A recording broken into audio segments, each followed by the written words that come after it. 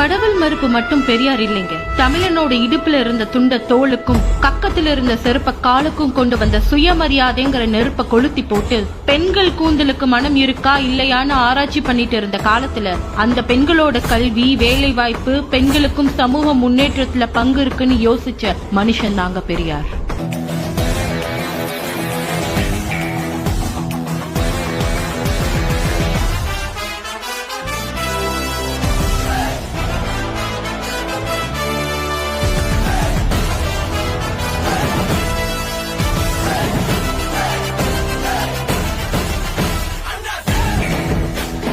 சாஸ்திரத்தோட உன் முன்னோட விட உன் வெங்காயம் வழக்கமாக்க விட உன் அறிவு பெற்று அதை கிண்டி